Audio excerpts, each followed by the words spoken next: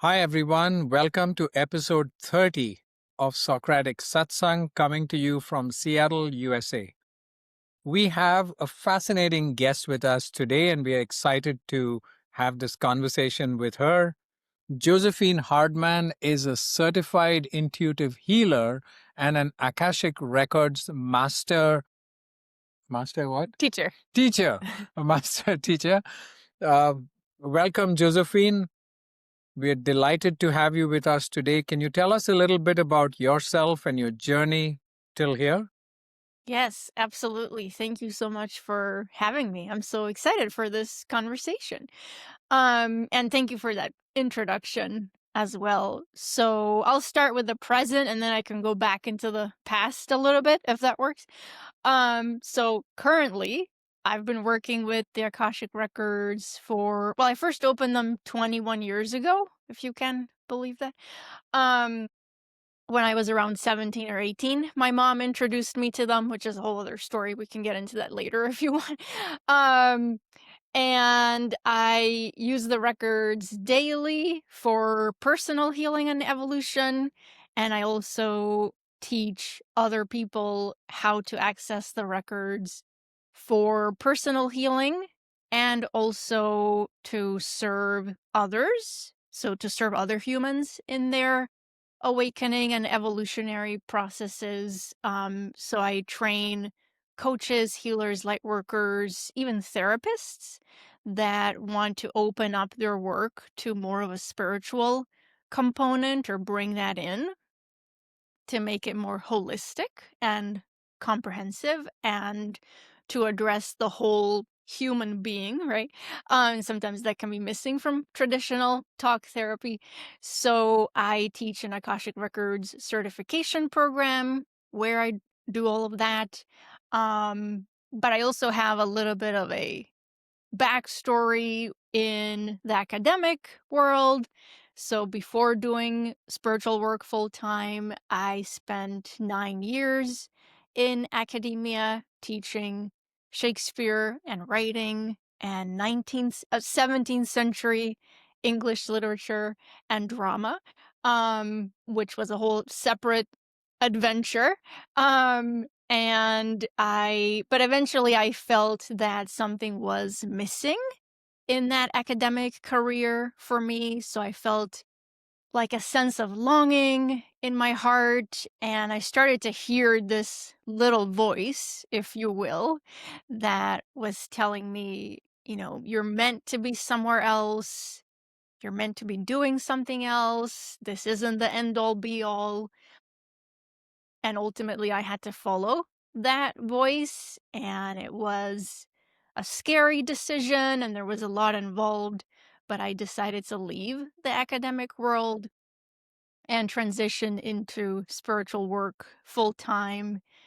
And that was in 2017. So it's been a while now. Yeah. So that's a little bit of the backstory. Yep.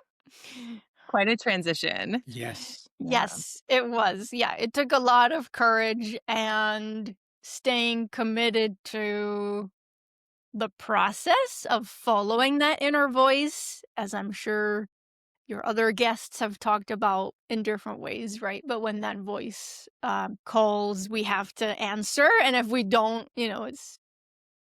there can be detours that we go down. But anyway, so yeah, it took a lot of courage and presence and being willing to follow just one step after another into the unknown, not knowing what the outcome was going to be. So, Absolutely. So tell us, what exactly is the Akashic Records? yeah, great question.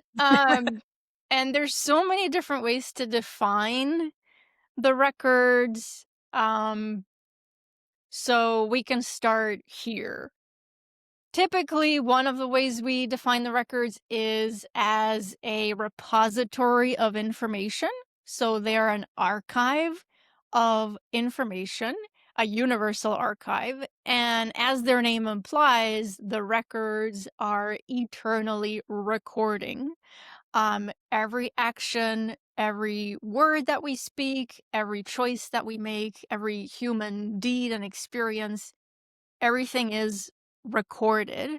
Right. And there's this idea that energy can't be destroyed, right? It just changes form, it changes from one state to another. So everything we do as humans, every word that we speak, every choice that we make, there's an energetic imprint to that, which the records are recording. So the records are a repository of information, but it's also really important for me to say that they're not static, right? So the records are also a living field of consciousness. So they're breathing, they're an ever evolving entity as we make different choices in daily life. The records sort of evolve with us and are updated as we make different choices. And so we each have a personal record, if you will, inside of the Akashic Records, which we can also think of it as like a personal book inside of the library, this cosmic library of the Akashic Records, which is why we can tap into the records to retrieve information about, well, infinite questions and things, but for example, information about past life experiences, especially if we have unfinished business or unresolved themes or patterns from a previous lifetime that would be important for us to resolve now for our ongoing evolution. We can also access the records to retrieve information about where we are on our soul's evolutionary journey. So, for example, questions about our highest purpose, right? Individually. So, why are we here? Who are we really? What are we meant to contribute or do or be in this lifetime? So, the records can help us align with that deepest truth of who we really are. So those are just a couple of ways that we can think of them. Does that make sense? It does. So, how do you go about accessing the records? And how do you know that you're truly in the records versus kind of imagination, or just kind of what my, you know, instinct is telling me? What is the process? Yeah. Also great questions. So how to access them? First of all, let me say there's a lot of different pathways that we could take to access the records. There's not just one way or one method. And of course, different teachers take different approaches. I mean, generally, the way that I help people and teach people how to access the records is through a particular portal prayer that I teach. But by the way, it's not rigid, right? So the language of the prayer, again, is different for different teachers, but I encourage my students to tweak the prayer. Some people come up with their own prayer, right? That feels really true for them and that resonates with them. So the way I teach it is really basic. You just get centered. You get clear about your intention for why you're accessing the records. So clear intention or a pure intention is really important. And to have this attitude of open curiosity, open mind, open heart, also doing a little bit of like an internal emotional check before we go into the records, because the records exist at a higher level of consciousness than the human dimension, which so often operates from ego. So in order to access the records, we have to vibrationally or energetically be able to match their frequency, if that makes sense, right? So we have to get beyond ego mind as much as we can. It's never going to be perfect, but as much as we can. So we get centered, we do an inner check, we set a clear intention for why we're accessing the records, and then we can use that portal prayer, which, by the way, I have that for free on my website. I have a free mini course that we can offer people so they can get that prayer and play with it. And then once we speak the prayer, one of the key attitudes in working with the records is, or two key attitudes. One is trust. So, like, once you've set a clear intention, you've done some breathing, you've said the prayer to open the records, basically we have to practice trust that there's nowhere else we're gonna go. There's nowhere else we could go, and we are in the records. Um, and there's a lot more I could say about that because trust sometimes can be challenging for people. And then the other key attitude is surrender. So once we're in the records, we are not in control of where the records are gonna take us, which is always for our highest good and healing. Um, and we can't really direct the experience. So once we're in there, it's more about surrendering to the highest wisdom of the records, staying totally open and curious, and allowing the experience to unfold however it's meant to unfold. And it's also really important to trust a couple of specific things. So, first, to trust that the records will never give us more or less than we can handle. Because sometimes people have this fear of, like, what if I open the records and the information is too much or overwhelming, or I don't know what to do with it? Or what if I'm required to change my life in some way based on the information I receive, which can be scary to the ego. So trusting the records will never give us more or less than we can handle. And also trusting that every single time we access the records, something is happening.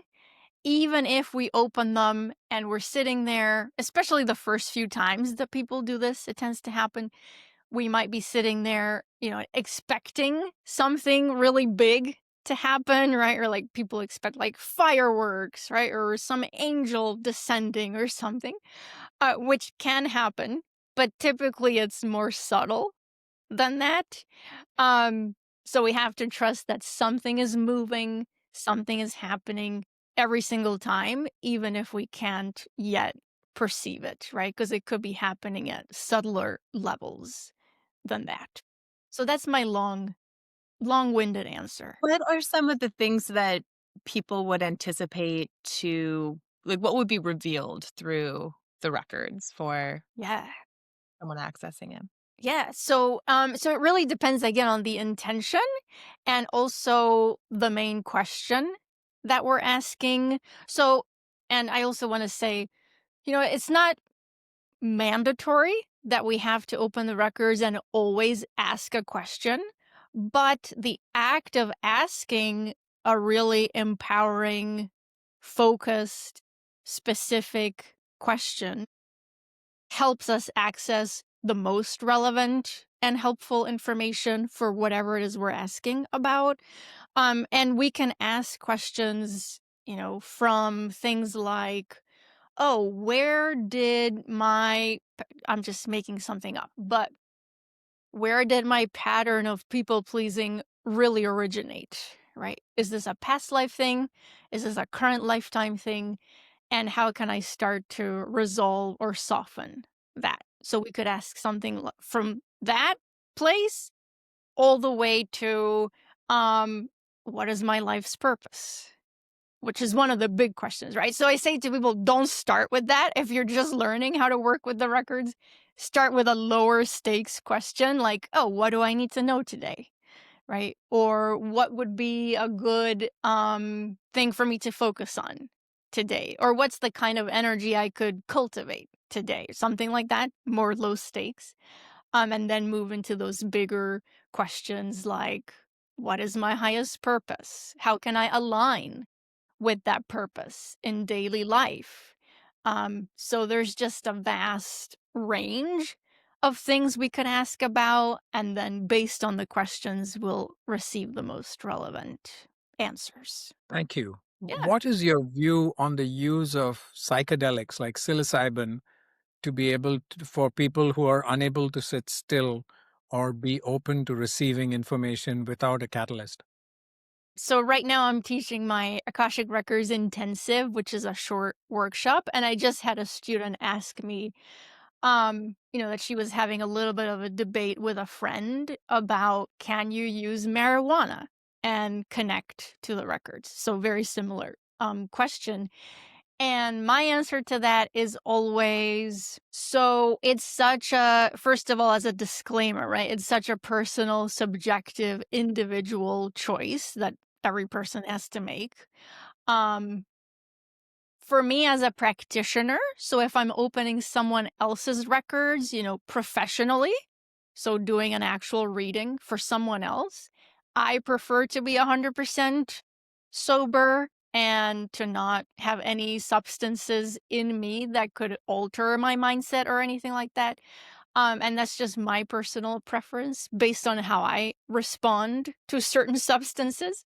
Um, but if we're just working with our own personal records, right? So doing a reading for ourselves, then I like to say, do whatever helps you get into the most receptive state. And sometimes that could be marijuana or mushrooms or psychedelics or whatever it might be. Um, so that we can, especially if that substance or whatever it is we're using, if it's helping us get beyond that ego mind and break through, some of the blocks and the fears of the ego mind, because ego mind can bring in a lot of resistance and interference. So, and really, ego is the number one obstacle in accessing the records. So, anything that can help you get into that receptive, open, surrendered state, which is going to be most conducive to receiving whatever it is you most need to receive. So, it's a totally personal choice. But I'm not, there's absolutely no judgment from my part in terms of people doing whatever it is they need to do to get there. And that's also why sometimes I say, sometimes I'll have students that will say, "Oh, I'm doing my best. I'm trying to sit still. I'm setting a timer. I'm saying the prayer. I'm opening the records, and I don't get anything, and the frustration starts building up, and I feel the resistance, and I don't know what I'm doing wrong." That kind of experience, which can happen.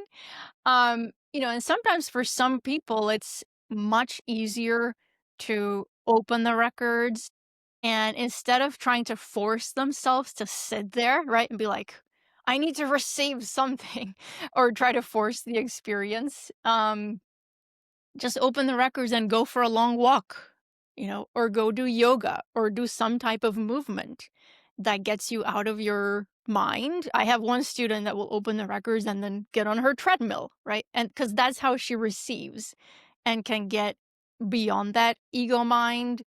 Um, so as I said before, there's so many pathways and ways to get into the records, and it doesn't necessarily mean we always have to be sitting still, with just stereotypically with the candle, right? And everything has to be in perfect order, and that we need to have total silence, because that could actually be a barrier to integrating the records into our daily lives. So totally okay to do whatever is necessary to get into that receptive state. And I was thinking with the psychedelics, there's certainly people who have had beautiful and transformative experiences with them. And then there are people who have had pretty traumatizing experiences with psychedelics.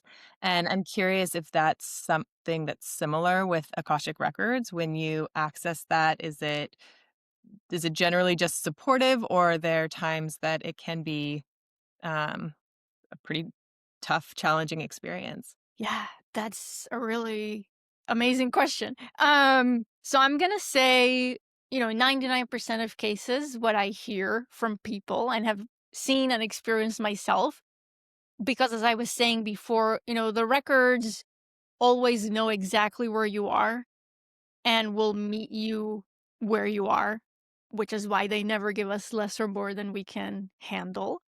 Um, and at the same time, even just the process of learning how to work with the records itself can be a powerful healing journey and can bring a lot of our stuff and baggage to the surface. So a lot of these egoic patterns that I've been talking about, So let's say if we have a tendency to want to control things, right? Or if we have certain egoic attachments, like to controlling the outcome, um, then it can be really challenging to totally surrender to the records.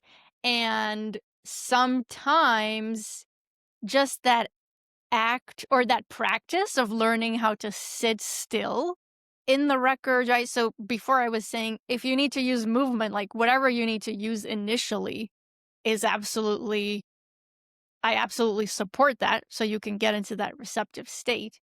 And sometimes the records will also challenge us to learn how to sit still, how to surrender, how to let go of control, um, so that we can be in the records, but be like fully present, right? In the present moment.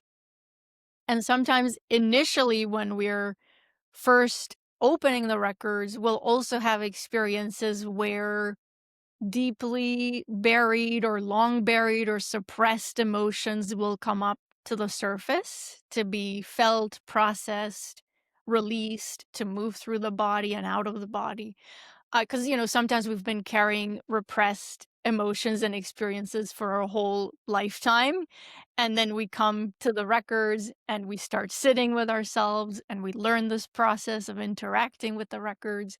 And just that in and of itself can be an opportunity that our bodies or subconscious mind, so on and so forth, and our higher selves will use to bring up whatever we have repressed in ourselves so that it can be held first in that unconditional, supportive Akashic field of consciousness, and also so we can process and release that. So sometimes it is possible to have experiences in the records that feel stronger than others, right? Or maybe like a little bit overwhelming. But at the same time, generally, the records give us exactly what we need.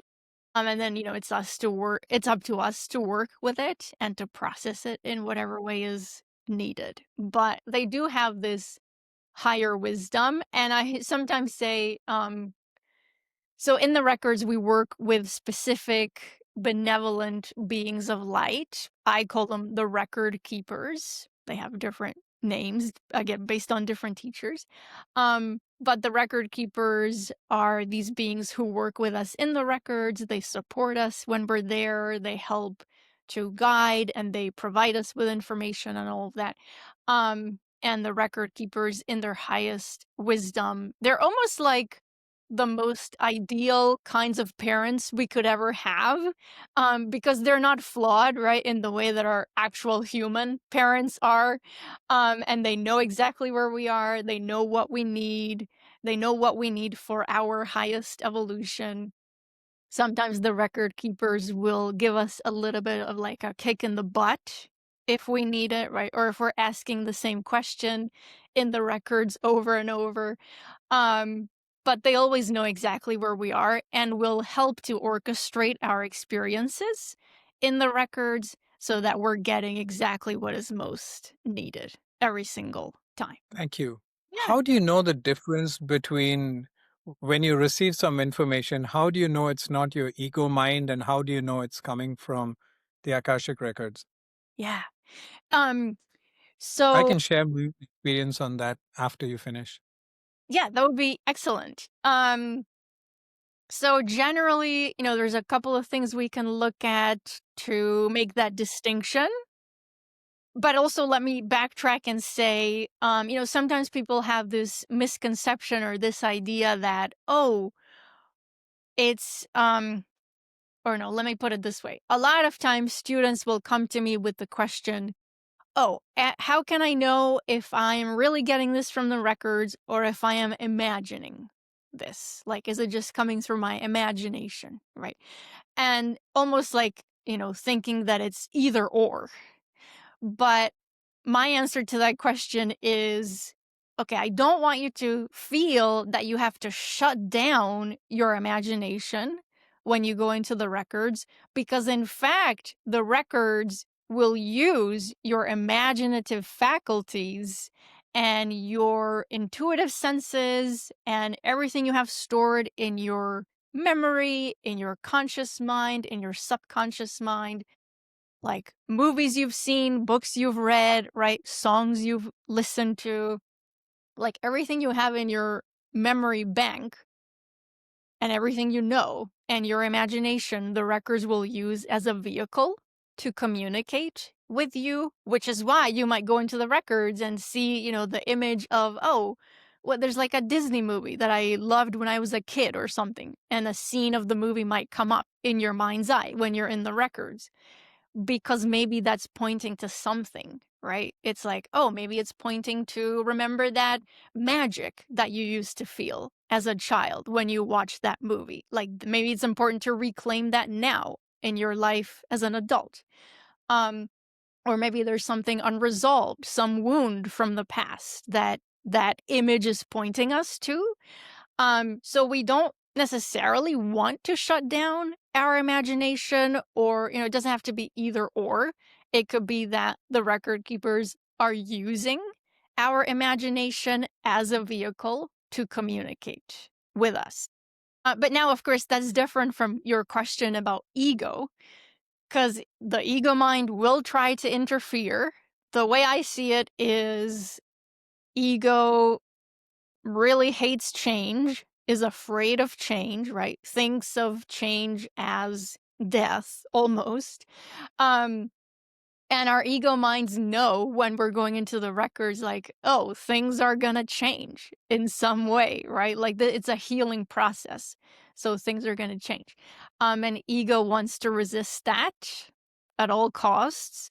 So sometimes ego will try to interfere by making us think some repetitive thought, right? That has nothing to do with the question we're asking. Or sometimes even ego will go as far as bringing up like fearful images, right? When we think we're in the records, which can scare people away, right? And they might be like, oh, well, that was overwhelming or weird or scary. I'm not going to open the records again. I'm not going to open myself to that spiritual dimension, which is unfortunate. But it's just your ego mind trying to stop you by scaring you in some way. So if you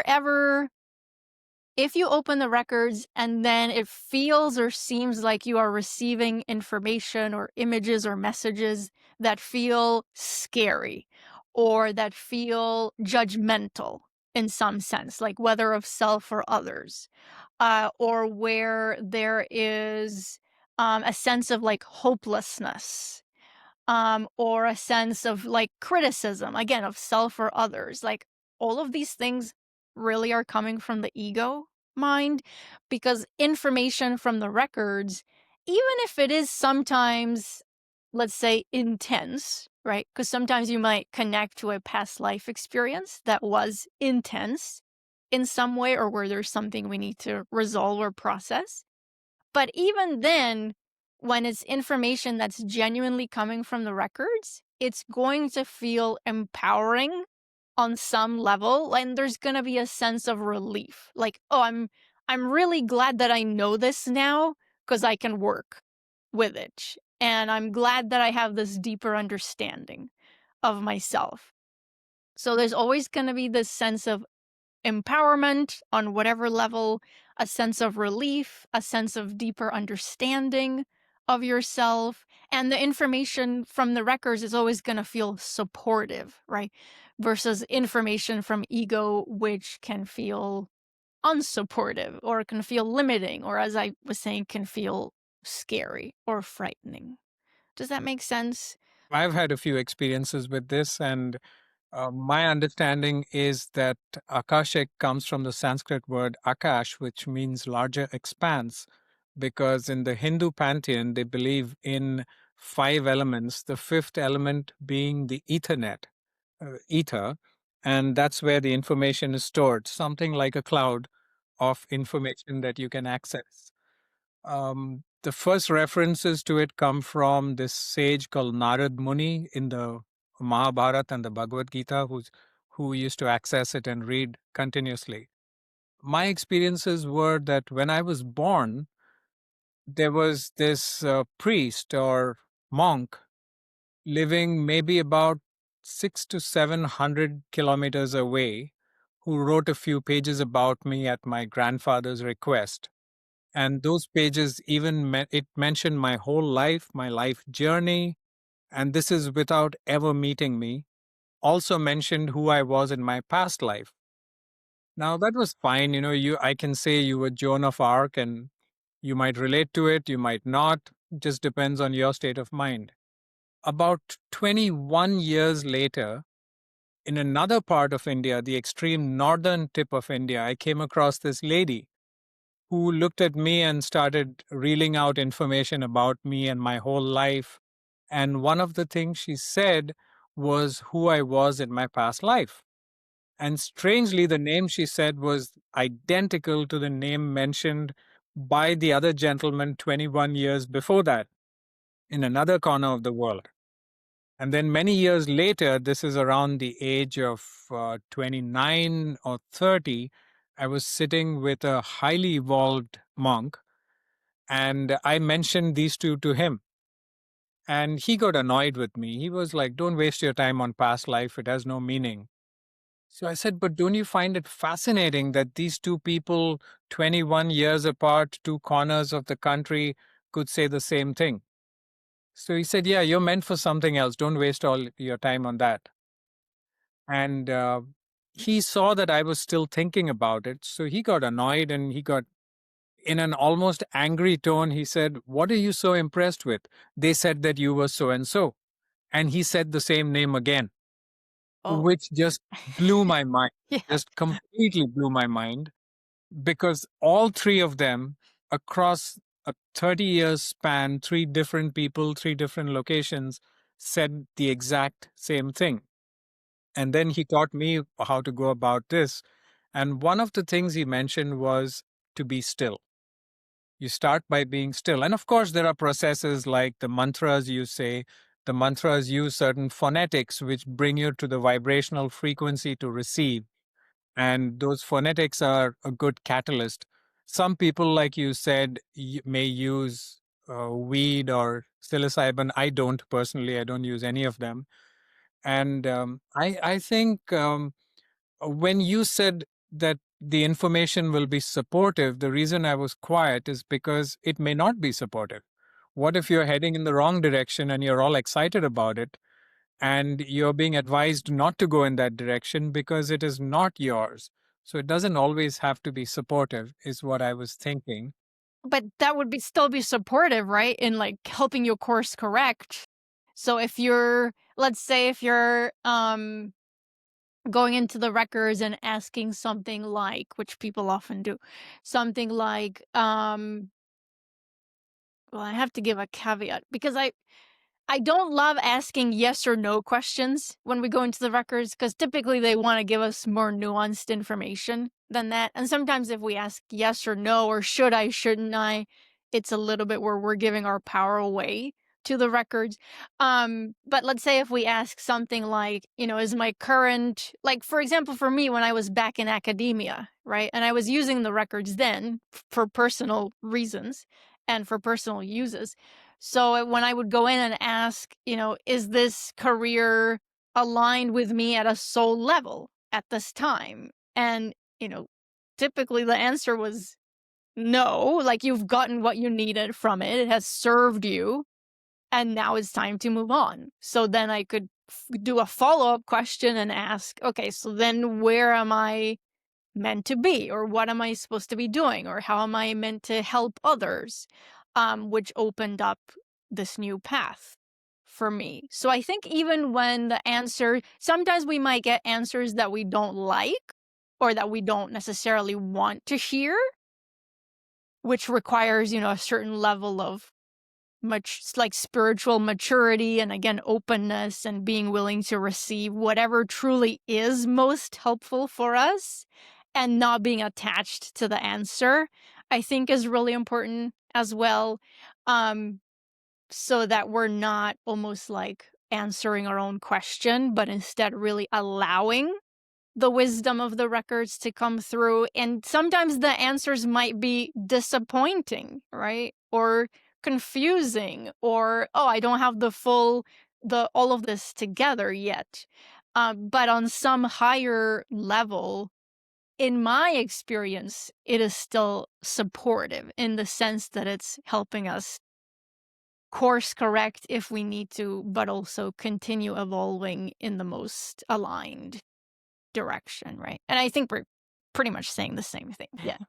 Awesome. Thank you. Yeah. I love that story. Hope we But have I wanted to comment on one thing about the like frustration of don't focus on the past lives, right? Cuz sometimes I feel that frustration too. Um and sometimes there's also a misconception out in the spiritual community that the Akashic records are only for retrieving past life information, which is absolutely not true. Um, to my students, I teach a principle which I call current lifetime relevance. Because it's really important anytime we go into the records to have this clear intention of, whatever I discover there, I'm going to bring it into my current lifetime. I'm going to use it to illuminate where I am today. What are the challenges that are coming up today? How can I continue healing and evolving today? And just really make use of it and apply it in real ways as much as we can. Because otherwise, the information just stays kind of on a shelf, right? If we're not applying it in real ways in daily life. And also, I hope with that, that people see the records not just as, oh, it's this abstract, oracle or whatever, like outside of myself, and I can only go there for the big questions about life. That's also not true, because the records can be fully integrated into our daily human lives, and we can go into the records for help with daily decisions and decision making, and to feel supported in everyday life, and to be able to, because the records, when we integrate them fully into daily life, can also help us almost like merge is the word I want to use, but be able to really embody our higher selves in our physical bodies, so that there's no separation between, oh, I'm a divine being versus I'm a human being. It's like we can be both at the same time, and the records can really help us do that if we're willing to incorporate them into daily life. Thank you. Yeah, absolutely. Well, now I have two questions. Well, one actually on the past life is not a question, but I was thinking you should share the story about the shirt that Oh, you right. shared. Yeah. And then the other piece is kind of thinking about this process of incorporating the records. I think of something like prayer as something that's kind of external, right? We're kind of seeking assistance from a higher being, and meditation is more of an inner process. Mhm. And I'm curious with the Akashic records, would you consider that something that's kind of an external, like it's the Akashic records are out there, or that they're internal, that there's something stored internally? Yeah, that's a great one too. And yeah, really, sometimes, well, not sometimes. As humans, we have this illusion of separation, right? And like, oh, I'm separate from everyone else, and I'm separate from like the universe. And we might have this idea that, oh, the Akashic records are this sacred, separate thing, and I have to do all of these rituals and things to be able to connect. Now, on one level, that's true because we believe that we're not part of the records, and we believe that we are separate. But if we get beyond that illusion of separation, how I like to put it is the records are in us, and we are in the records at all times, right? Which is that the actual truth, like how the universe actually operates in my humble view and experience. But sometimes when I say that to students, they're like, "Wait, I don't get it," because it's hard for the human brain to grasp, right? That the records are part of us. And as you said so well, they are in us because we all are part of this universal energy grid and field where the records are held, where they exist. Um, and so ultimately, I train people to, okay, use this prayer, learn to trust, learn to surrender, do all of these things you need to do to connect to the records. But eventually, the goal is to get them to a place where they don't even need the prayer anymore, right? And they can just say, "Oh, I'm in the records right now," and they're just there, right? Because there's no separation. So, really, it's this remembering of what's already within them and this truth that we are not separate. Um, and once we get to that place, then the records are just literally in you all day, every day. And whenever you need assistance, or you have a question, or you have a challenge come up in daily life, or you get triggered, or whatever it might be, it's like immediately you can call on that divine assistance, which is within you. You want to tell us your story? Oh, right. So my guru, the same gentleman, the third gentleman who told me about Great. not Yeah. to pay too much attention, the way he explained it to me, which made a lot of sense, was he said, if you are drowning and I come and rescue your shirt and leave you in the water, does that help? And I said, no, of course not. And he said, that's exactly how we view the journey of the soul. The shirt is Vinod Nair. That's all that you're wearing right now. You, the soul, is the person wearing the shirt. And accessing the Ethernet is, like you said, it's not just for history, it's for current information. It's just a cloud that has answers to everything. You stay still. The deeper you go inside, the more you can access outside. And anything that you need is available to you in terms of solutions, knowledge, information. It just begins from stillness. Yeah. Another thing he explained to me was that if you look at somebody, it's easy to know. Let's say if you look at their hair or their clothes, you can tell whether their hair has been conditioned, it's been washed well, or if the clothes are expensive or cheap. Mm-hmm. How do you know that? You know it because you have a certain baseline of knowledge Mm. which tells you what expensive cloth looks like or what high quality cloth looks like. You know what well washed and groomed look is like and what a messy look is like, right? So, similarly, when you achieve a certain level of knowledge of spirituality, then it's really easy to read and understand the rest. It's as simple as knowing whether clothes that you're wearing are high quality or low, So is true. what he. Yes, I like that. That's such a great analogy. Yeah. Yeah, his name was Prabhu Rasraj Dasa. Incredible human being, Yeah. Sounds incredibly like. powerful Wow. and humble. Oh, So humble, it's unbelievable. that's so important. Yeah. That's such a sign of like the most evolved people, right? That they're like, I'm an eternal student. I don't know anything. Yeah. Love that. So I was curious. I've done quite a bit of breath work, and I remember having this experience where um, I was in a pretty, I was in the most parasympathetic state, I guess is what you Yeah. would say, Mhm.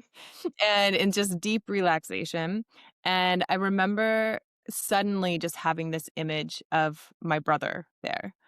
And he took me back to this memory, which was actually, it was a memory that was horrible for me to watch. It was something where I had said something very mean to him when we were very young, Mm. and I had these words come like clear as day that just said, "You're a bad person." And I remember at that moment, realizing that I had been like holding this thought, And my brother had come not as someone there to condemn. He was there as a guide. He was leading me to Mhm. this and helping me shift this thought and this experience. And even when I talked to him in waking life about that, he did the same thing for me. And I'm curious, is that similar to, because I think of that's reaching something in the subconscious. Is that similar to Akashic Records?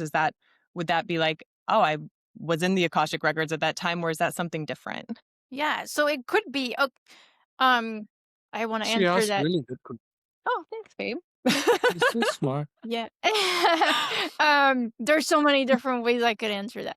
Um, but I want to start with it is completely possible for people to have what I call just spontaneous accessing of the records, especially in moments of meditation or mindfulness or breath work. Absolutely.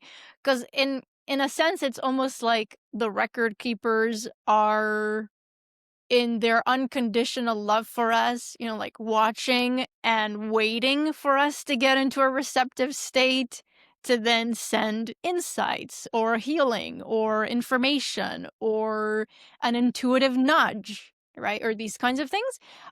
So I hear all very often from people like, "Oh, I was doing this meditation and suddenly I saw an image of this huge library with all these books. Could that be the records?" Like, yes, it absolutely could be. So that can definitely happen. Um, and then thank you for sharing that vulnerable experience and what you went through, which, yeah, absolutely can happen in the records because they're not just for retrieving information, but also, as I said at the beginning of today, the records are this breathing, living field of consciousness and energy, and also a healing energy field. So when we enter there, the way I like to put it is the records can help us shed human density, is what I call it, for lack of a better term. That might evolve over time, but I call it human density. So this could include things like old, outdated narratives about ourselves. Like when you said, "Oh, I'm a bad person because I did this or I did that." Or, people might have an old story of because X, Y, and Z happened in the past, right? Like whatever may have happened to them in the past, because this trauma happened in the past, that means that today I'm broken, right? Or I'm damaged, or I can't move forward in these particular ways, and I'm never going to be able to move forward.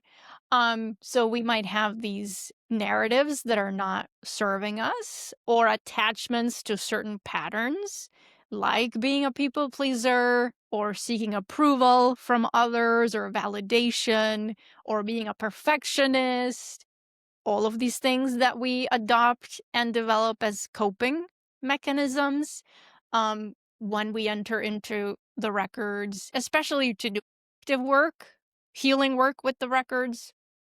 We can look at those kinds of things and really get at what was the root cause, or why did this develop in the first place, or what was the origin point of this pattern or belief or narrative about myself.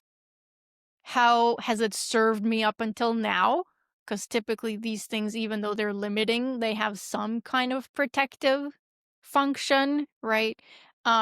Especially, let's say, a pattern like perfectionism is trying to keep you safe and loved in the world by being perfect. So we want to look at all of that and then move into asking, okay, how can I start to soften and release that now?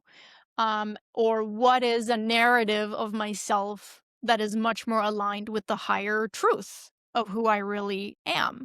So we can start to shed a lot of layers of these things that don't serve us. Thank you. Yeah. For our listeners, can you share one case study of somebody who was going through something and coming to you helped them and gave them that essential step or the pivot where they could change their lives?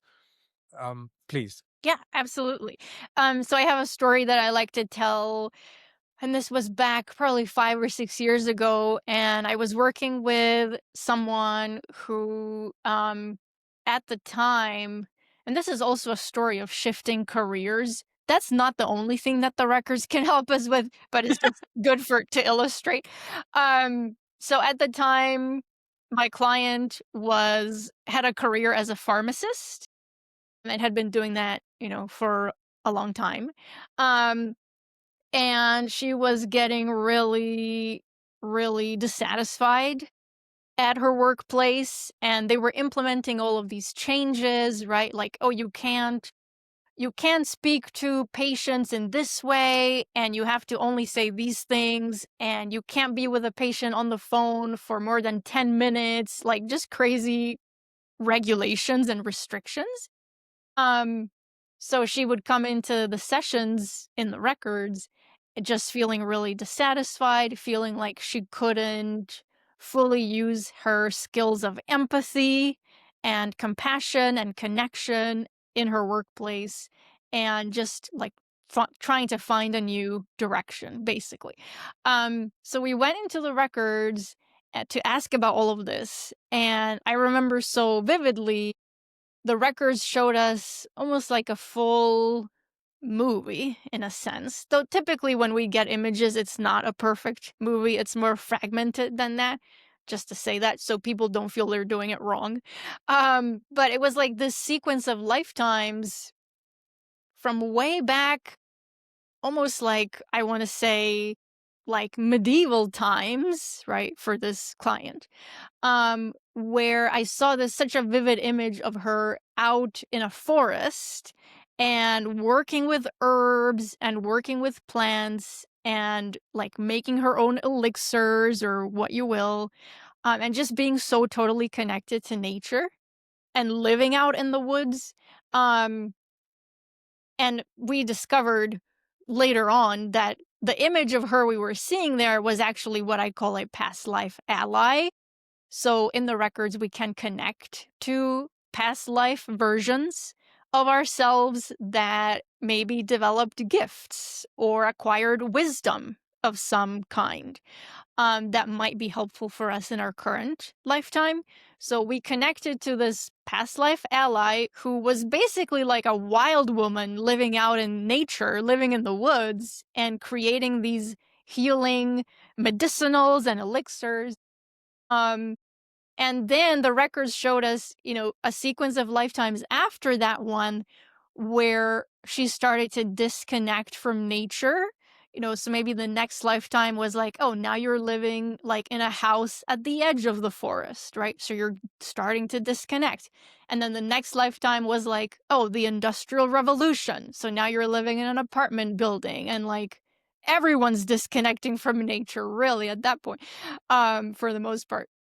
And then so on and so forth until the current lifetime where she had just gotten so far away from that essential nature that was really who she is.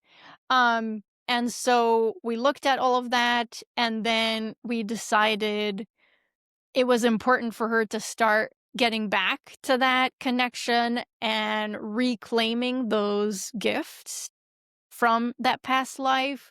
So at the end of the day, eventually she did a training in aromatherapy. She did a training in the Bach flower remedies. I don't know if you've heard of these, but they're like a particular form of natural healing.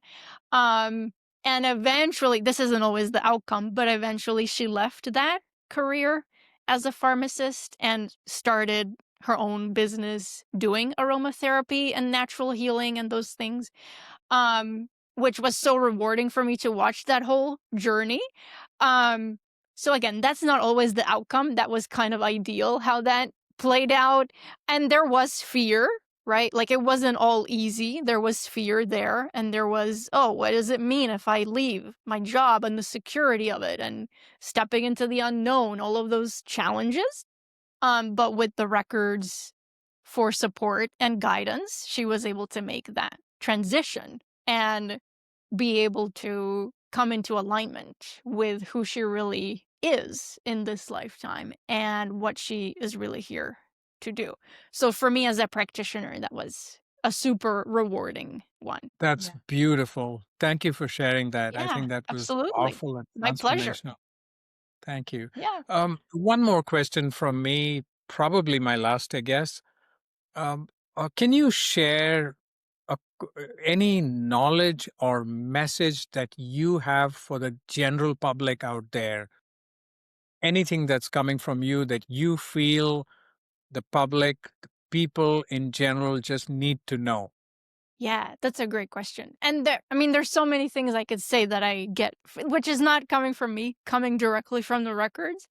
Um, but let me see if there is like a recent theme that has been coming up. Okay, yeah, this is a good one.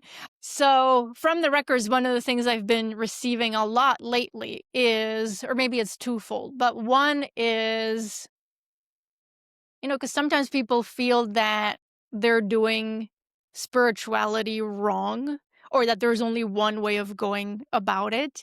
And the records have been saying lately, like being spiritual doesn't mean you have to be zen all of the time, 100% of the time, right? And that it's okay and so important to allow the full range of our human experiences, emotions, reactions to be part of the journey. Now, that doesn't mean like, oh, getting lost in the reactions or the triggers or the emotions. But just allowing that full spectrum of emotions and experiences to be part of the journey. And also, if we experience something like fear, anger, resentment, resistance of any form, it doesn't mean that we're doing something wrong. I think sometimes in the spiritual community, there's this unhelpful messaging, right? That, oh, in order to ascend or in order to be evolved, you should only feel happiness or only feel joy all of the time, which is probably unrealistic because in human life, we have loss and we have grief and we have confusion and unexpected things that come up. So just to allow that full range of experiences and as much as we can to develop what I call this witness consciousness, which I'm sure you've heard of before in other forms, right? Or to become that just curious observer of whatever is arising within us moment by moment. So not getting overly attached to it, not over dramatizing whatever is happening, not taking it personally either. But as much as we can, just being that witness of our inner experiences, I think is so helpful and can free us from so much suffering. That was deep. Thank you. Yeah, Thank you. That you're was welcome. powerful and deep. I'm so glad. So Yay. you can go shopping and be deeply spiritual. Exactly. Exactly. Like it doesn't have to be, oh, you have to sacrifice, yourself or a part of yourself or your desires or whatever.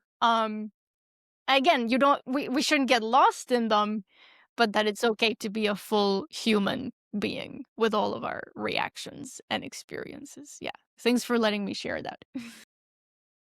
Thank you.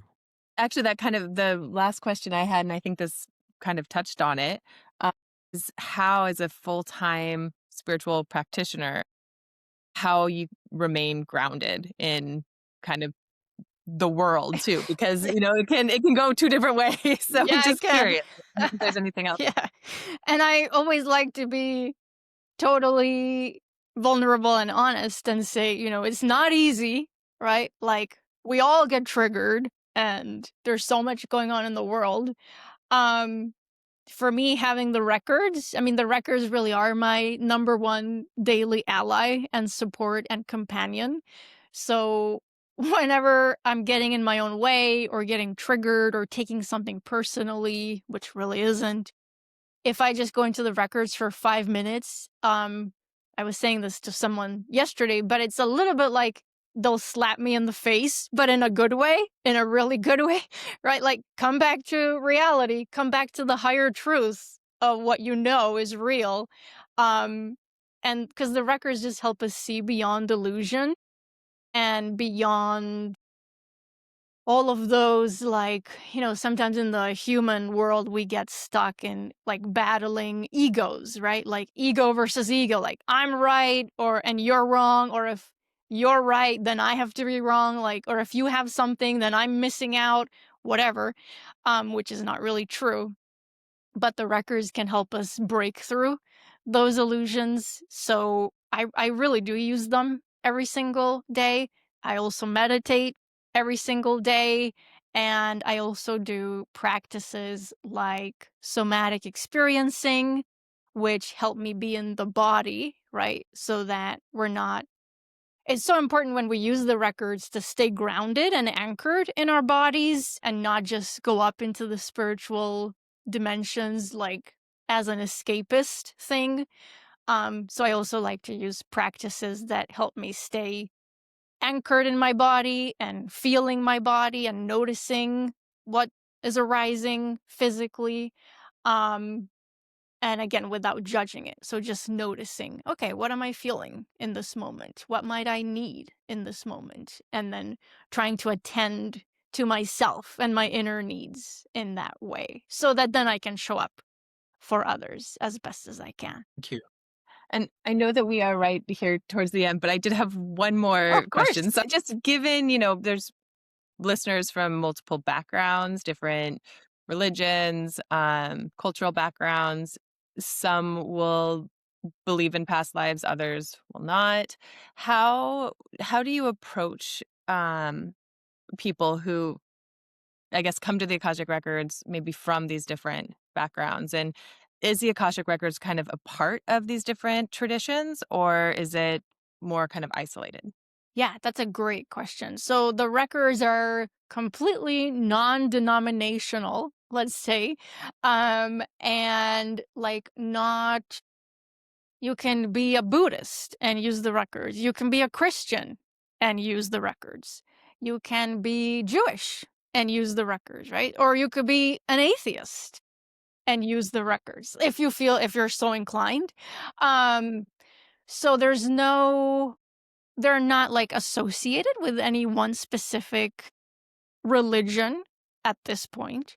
So we can think of them more as like universal spirit guides and a universal team of assistants that are so eager to support with humanity's evolution.